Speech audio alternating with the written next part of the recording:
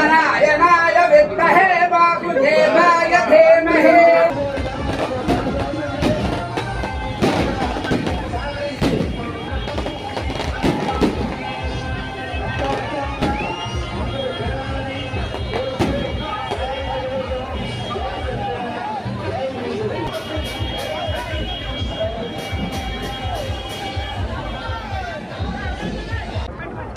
గౌరవ చంద్రబాబు నాయుడు గారు, NDA leaders, మన పవన్ కళ్యాణ్ గారు, మోడీ గారు సారథ్యంలో ఈరోజు అఖండమైన మెజారిటీతో ఎన్డీఏ గవర్నమెంట్ ఫామ్ చేయడం మనందరికీ తెలుసు.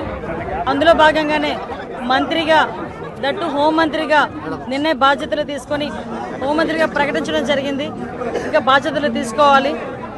అయిపోయిన వెంటనే ఈరోజు మన పాండురంగస్వామి టెంపుల్కి వచ్చి దర్శనం చేసుకుని ఆశీర్వాదాలు తీసుకొని బాధ్యతలు తీసుకోవడానికి ఇక్కడికి రావడం జరిగింది. నిజంగా పాయకరావుపేట నియోజకవర్గ ప్రజలందరికీ కూడా నేను నా కుటుంబం కూడా ఎప్పుడు రుణపడి ఉండాలి.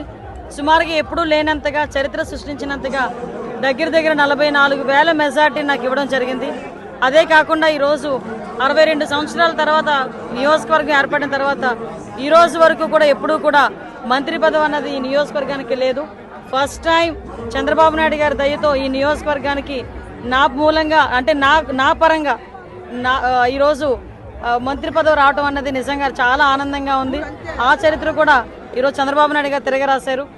ఈరోజు మెజార్టీ కూడా అత్యంతమైన మెజార్టీతో గెలవడమే కాకుండా మంత్రి పదవిని కూడా ఇవ్వడం జరిగింది.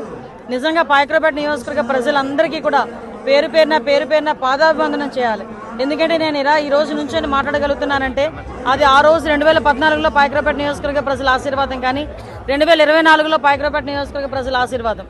అదే కాకుండా నా మీద గురుతరమైన బాధ్యతను పెట్టారు చంద్రబాబు నాయుడు గారు, పవన్ కళ్యాణ్ గారు కూడా. ఈరోజు హోమ్ మినిస్ట్రీ అంటే ఈరోజు ఇటువంటి సిచ్యువేషన్స్లో 5 సంవత్సరాలు ఒక సైకో పరిపాలన అల్లాడిపోయిన రాష్ట్రానికి ఈరోజు తిరిగి హోమ్ మినిస్టర్ అవడం అనేది నిజంగా ఒక అదృష్టంగా భావించాలో, బాధ్యతగా భావించాలో నాకైతే అర్థం కావట్లా.